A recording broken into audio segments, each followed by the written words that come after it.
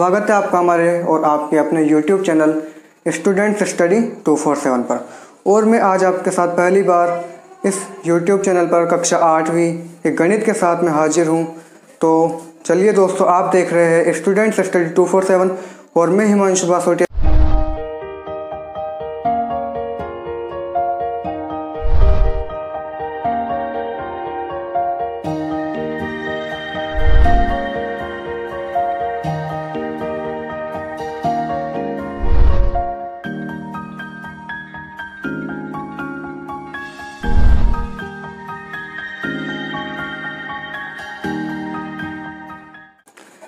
दोस्तों, हमारी पहली एक्सरसाइज है परिमेय संख्या।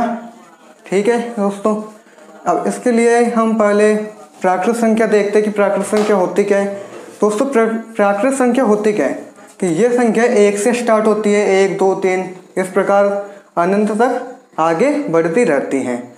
उसके बाद आते हैं हम पूर्ण संख्या पर।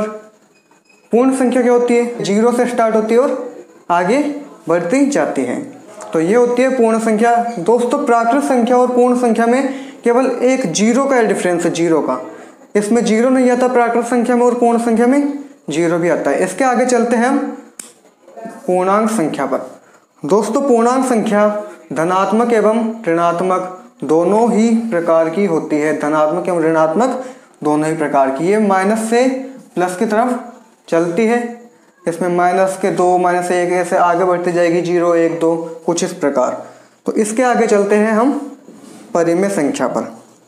दोस्तों, परिमेय संख्या वे होती है जिन्हें हम P/Q के रूप में व्यक्त कर सकते हैं। कि वे संख्या है जिन्हें हम P/Q के रूप में व्यक्त कर सकते हैं, क्या कहलाती है? परिमेय संख्या है। और जहाँ हमारे P और Q क्या होते हैं? पूर्णांक होते हैं। पूर्णांक मतलब ये संख्या है, मतलब इसमें धनात्मक और ऋणात्मक दोनों आते हैं, लेकिन कभी भी 0 नहीं आएगा। क्या नहीं आएगा? 0 नहीं आएगा। ठीक है दोस्तों। और अगर मान लो कि हम P/Q के रूप में व्यक्त नहीं कर सकते तो वो कहलाती है अपरिमेय संख्या। अपरिमेय संख्या कहलाती है। ठीक है दोस्तों, इसके आगे चलते हैं कि परिमेय संख्याओं के गुणधर्म पर। परिमेय संख्याओं के गुणधर्म ये होते हैं कि जब हम किसी परिमेय संख्या को परिमेय संख्या में जोड़ते हैं तो हमें कौन सी संख्या प्राप्त होती है? परिमेय संख्या ही प्राप्त होती है। और जब हम किसी परिमेय संख्या में से परिमेय संख्या को घटाते हैं तो भी हमें परिमेय संख्या ही प्राप्त होती है। और अगर हम परिमेय संख्या को परिमेय संख्या से गुणा करते हैं तो भी हमें परिमेय संख्या प्राप्त होती है। लेकिन दोस्तों, जब हम परिमेय संख्या में परिमेय संख्या का भाग देंगे तो हमें अपरिमेय संख्या प्राप्त होती है। तो अब ये सारे मतलब गुणधर्म आपने देखे। ये पहला गुणधर्म, ये दूसरा, ये तीसरा और ये चौथा। तो इनके एक एग्जाम्पल करते हैं ताकि हमें पता चले कि ये गुणधर्म किस प्रकार काम करते हैं। तो देखते हैं दोस्तों इसके एग्जाम्पल्स। एग्जाम्पल नंबर 1 कि जब हम 3/8 में क्या जोड़ें? -5/7। परिमेय संख्या में परिमेय संख्या जोड़ रहे हैं तो इसका एलसीएम आएगा 56। ठीक है दोस्तों। अब 56 एलसीएम कैसे आया? जब हम एलसीएम निकालते कुछ इस तरीके से 7 8, तो इसमें पहले 7 कर देंगे तो 1, ये 8 ऐसा का ऐसा रहेगा, फिर 8 से ले लेंगे 1 1। ठीक है दोस्तों। तो 7 × 8 क्या होगा? 56। ये इसका एलसीएम आ गया। तो 7 बार डिवाइड होगा तो 7 × 3 21 प्लस 8, तो 8 × 5 -14 -40 आ गए हैं। तो अब 21 और -40, तो अब बताओ क्या आएगा? अब आएगा -19/56। और ये भी क्या है? परिमेय संख्या है। ठीक है दोस्तों। अब हम अगला एग्जाम्पल लेते हैं। Example number 2 -5/7। इसमें से क्या घटाएंगे? -2/3। -5/7 में से -2/3 घटा रहे, ये भी परिमेय, ये भी परिमेय। इसका एलसीएम आएगा 21। 7 × 21 21 आएगा, तो ये 7 × 21 3 × 5 15 -15। ये माइनस प्लस हो जाएगा, 7 बार डिवाइड होगा 3 सत्ते 21 और 7 दूनी 14। तो ये देखिए दोस्तों, ये माइनस ये प्लस, तो क्या बचेगा माइनस के 1/21। और ये भी क्या है, परिमेय संख्या ही है। अगला एग्जाम्पल देखते हैं, एग्जाम्पल नंबर 3 कि अगर हम 2/4 जो कि एक परिमेय संख्या है, इसको इंटू करते हैं 5/3 से, दोनों परिमेय है, क्या आएगा 2 पंजे 10 बटे 4 तिया 12। अगर 2 से काटेंगे हम इसे तो 2 पंजे 10 और 2 छिके 12, और ये भी क्या है, परिमेय है। लेकिन मान लो कि जब हम भाग करते हैं, परिमेय से परिमेय का भाग करते हैं, जैसे माना कि एग्जाम्पल नंबर 4 यहाँ पर ले लेते हैं हम, और 4/2 जो कि एक परिमेय संख्या है, इसमें भाग देंगे, किसका भाग देंगे 3/2 का। तो अब जब भाग देंगे तो ये जब ये 3/2 ये ऊपर मतलब उल्टा हो जाएगा, इंटू होकर ये हो जाएगा 2/3, 2 से 2 कट जाएगा, ये आया 4/3, आ गया 4/3। लेकिन ये भी तो एक परिमेय संख्या है, लेकिन हम ये ऐसा क्यों बोल रहे हैं कि जब परिमेय में परिमेय से भाग देंगे तो हमें अपरिमेय संख्या प्राप्त होगी। हम ऐसा क्यों बोल रहे हैं, हम पता है ऐसा इसलिए बोल रहे हैं, जैसे मान लो कि एक परिमेय संख्या 5 है, इसमें भाग देंगे किसका 0 का, किसका भाग दे रहे परिमेय संख्या 5 में 0 का, और ये 0 भी क्या है, एक परिमेय संख्या है। हमने देखा है कि 0 भी क्या है, एक परिमेय संख्या है। ठीक है दोस्तों, तो अब 5 में 0 का भाग देंगे तो हमें इन्फिनिटी मिलता है, ये जो अनंत होता है, अनंत बोलते से। और ये क्या होता है, ये अपरिमेय होता है। जो अनंत होता है, अनंत, ये अपरिमेय होता है। मतलब हमने ये तो देखा कि यहाँ पे जो हमें मिल रहा है, ये तो परिमेय में परिमेय का भाग दे रहे हैं तो परिमेय मिल रहा है।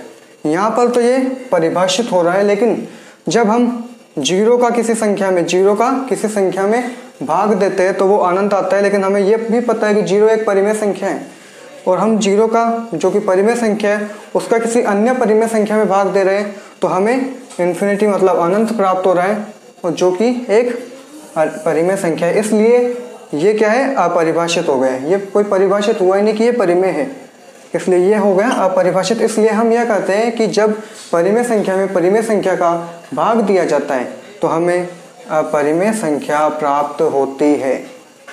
देखा दोस्तों कि किस तरीके से हमें अपरिमेय संख्या प्राप्त हो रही है परिमेय में परिमेय से भाग देने पर। तो आगे हम इसके चलते क्रम विनिमयता और साहचर्यता के गुणों पर। क्रम विनिमयता में सबसे पहले आता है योग। योग के लिए क्रम विनिमयता, जैसे कि माना कि एक एग्जाम्पल लेते हैं, -2/3 प्लस 5/7। क्रम विनिमयता होता क्या है, पहली बात तो क्रम विनिमयता, अगर इसका आदान प्रदान कर दिया जाए, मतलब इसके क्रम का आदान प्रदान कर दिया जाए, अगर इसे 5/7 प्लस -2/3 लिखे तो ये होता है क्रम विनिमयता। और क्रम विनिमयता तब होगा जब इसका और इसका आंसर सेम आए, अगर इन दोनों का उत्तर समान आए तो ये होता है क्रम विनिमयता। तो एक बार इससे सोल्व करते हैं, तो इसका एलसीएम आएगा 21 मतलब 21, 3 सत्ते 21 और 7 दूनी 14 प्लस 7 तिया 21 और 3 पंजे 15। तो क्या आया इसका आंसर 1/21। यहाँ भी ऐसा इसका भी 21 एलसीएम आएगा, 7 तिया 21 3 पंजे 15, ये प्लस माइनस माइनस हो जाएगा, 3 सत्ते 21 7 दूनी 14, ये भी क्या है 1/21। मतलब कि क्रम विनिमयता का योग के अंदर पालन करती है परिमेय संख्याएं। ठीक है दोस्तों, अब आता है व्यवकलन या फिर घटाव। व्यवकलन या फिर घटाव, जैसे हम इसी संख्या को वापस ले लें, ये जैसे -2/3 में से क्या घटा रहे हम, -5/7, वही एलसीएम आएगा इसका, वही एलसीएम 3 सत्ते 21 7 दूनी 14, 7 तिया 21 3 पंजे 15, क्या आया 15 और 14, ये दोनों है तो माइनस के, तो लेकिन जुड़ जाएंगे, लेकिन चिन्ह माइनस का रह जाएगा, ठीक है। माइनस के 29/21। अगर हम एक काम करें कि 5/7 में से किसको घटाए, माइनस करें, माइनस के 2/3, तो ये देखिए माइनस माइनस प्लस हो ही जाएगा। इसका एलसीएम आएगा 7 तिया 21, 7 तिया 21, 3 पंजे 15, माइनस माइनस प्लस, 3 सत्ते 21, 7 दूनी 14, ये आया 15 और 14 29/21। क्या आया 29/21। ये माइनस के 29/21 है, ये 29/21 है। तो पता चल गया कि व्यवकलन मतलब घटाव के अंदर क्रम विनिमयता नियम का पालन नहीं किया जाता। तो आगे हम देखते हैं गुणा और भाग पर। दोस्तों अब देखते हैं गुणा के ऊपर कि माना कि हमने माइनस के 6/7 को 3/5 से इंटू किया, और अगर इसका क्रम विनिमयता देखें तो 3/5 को माइनस के 6/7 से। अब देखते हैं दोनों में हमें क्या प्राप्त होता है।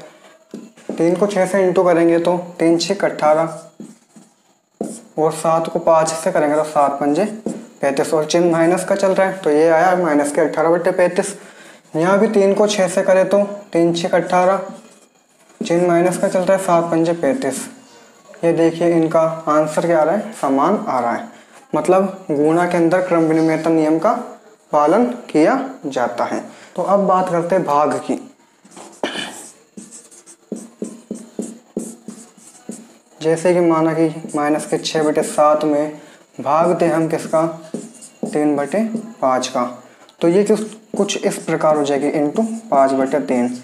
ये संख्या उल्टी हो जाएगी और इसका इंटू हो जाएगा, ये हो जाएगी माइनस के 6, तो माइनस माइनस का माइनस आ गया, 6 पंजे 30 बटा 7 तिया 21। अब इसका क्रम विनिमय कर देते हैं, 3/5 भाग किसका दिया जाएगा, माइनस के 6/7 का। तो वही चीज़ इसमें क्या होगा, ये उल्टी हो जाएगी, तो 3/5 इंटू माइनस के 7/6, इसका इंटू करेंगे 3 सत्ते 21 आ जाएगा, माइनस के 21/5 6 के 30। ये देखिए इसके दोनों के आंसर अलग अलग हैं। तो ये क्या है, क्रम विनिमयता नियम का पालन नहीं कर रहा, जबकि गुणा में पालन किया जाता है। तो हमने देखा कि किस प्रकार योग मतलब जोड़ के अंदर और गुणा इन दोनों में क्रम विनिमयता नियम का पालन किया जाता है, जबकि व्यवकलन मतलब घटाव और भाग में क्रम विनिमयता नियम का पालन नहीं किया जाता। दोस्तों अब है अपना साहचर्यता। साहचर्यता में होता क्या है, जैसे हमारे पास में मान लो कि 3 संख्या क्या है, ए बी सी है। साहचर्यता में बस इतना सा है, या तो पहले इन दोनों को सोल्व कर लो, जो भी करना हो, जोड़ भाग गुणा भाग, और फिर इसका जो आंसर आएगा उसको इसमें सोल्व करो, या फिर ए बी सी ये है तो पहले इन दोनों को सोल्व करो, जो भी करना हो, फिर जो आंसर आएगा उसमें इसको सोल्व करो। और अगर दोनों का आंसर क्या है, इक्वल है, क्या है, इक्वल है, तो ये क्या होगा, साहचर्यता का नियम का पालन करेगी या करेगा। ठीक है, तो पहले हम देख लेते योग पे, मतलब जोड़ पे। जैसे हमने एक सिंपल एग्जांपल लिया कि 2 3 और 4 है, 2 3 और 4 है। तो अगर हम जोड़ के अंदर बात करें तो 2 + 3 + 4, तो इसमें अगर हम पहले 2 + 3 को ऐड करें तो क्या आएगा, 5, मतलब 5 + 4 क्या होगा, 9 आ रहा है। और अगर हम बात करें कि 2 + 3 + 4 की, तो 2 + 3 + 4 क्या हो जाएगा, 3 + 4 7, और 2 + 7 हो जाएगा 9 हो जाएगा। तो ये इक्वल आ रहा है हमारे पास में। तो ये क्या करेगा, योग के लिए साहचर्यता नियम की पालना कर रहा है। अब यही चीज़ अगर हम व्यवकलन या फिर घटाव में देखें, यही संख्या है 2 3 4, तो हम कर रहे हैं 2 - 3 - 4, 2 - 3 क्या आएगा, -1 -4, मतलब -5। इधर देखें तो 2 - 3 माइनस 4। यहाँ क्या आ रहा है 2 माइनस माइनस का 1 आ रहा है यहाँ पे, तो माइनस माइनस प्लस हो जाएगा, तो 2 + 1 बराबर 3। यहाँ क्या आंसर आ रहा है अपने -5, यहाँ क्या आ रहा है 3। मतलब ये नॉट इक्वल, ये इक्वल नहीं है। तो इसमें ये कहेंगे हम कि व्यवकलन के लिए परिमेय संख्या साहचर्यता नियम की पालना नहीं करती है। तो आगे हम ऐसे ही गुणा और भाग की बात करते हैं कि किसमें साहचर्यता नियम का पालन होता है और किसमें साहचर्यता नियम का पालन नहीं होता। तो अब बात आती है गुणा की। तो अब बात करते हैं गुणा। इसमें वही मान लेते हैं एग्जाम्पल के लिए 2, 3 और 4। ठीक है दोस्तों, तो अब 2 × 3 × 4 किसके इक्वल होना चाहिए, 2 × 3 × 4 के। तब ये क्या करेगा, साहचर्यता नियम का पालन करेगा। तो 2 × 3 होता है 6 और 6 × 4 24। यहाँ पर 2 × 3 × 12, तो 2 × 12 क्या होगा 24। ये इक्वल आ रहा है हमारे पास में, आ रहा है इक्वल। तो ये क्या करेगा, साहचर्यता नियम का पालन करेगा। बात आती है कि भाग के अंदर साहचर्यता नियम का पालन होता है या नहीं होता। तो जैसे हमने कोई संख्या ली 2/3, 4/5, 2/6। तो पहले हम भाग देते हैं 2/3 में, 4/5, फिर 2/6 का। तो ये भाग में, तो ये इंटू में होकर उल्टी हो जाती है। तो 2/3 × 5/4 भाग किसका चल रहा है 2/6 का। तो 2 से 2 बार कट जाएगी, क्या बचेगी 5/6। अब ये भी भाग में, तो ये इंटू में होगी, तो 6/2 हो जाएगी। हो गई 6/2, 6 से 6 कट जाएगा, बचेगा क्या 5/2। अब हम बात करते इधर, ये 2/3 डिवाइडेड बाई 4/5 डिवाइडेड बाई 2/6। ठीक है, तो अब ये है 2/6, ये भी उल्टा हो जाएगा।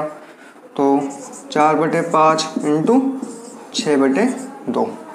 ठीक है, तो 2 से ये 2 बार काट दे, 2 दूनी 4। क्या आएगा कि 2/3 किससे डिवाइड हो रहा है, 2 × 6 12/5 से, इसी से हो रहा है।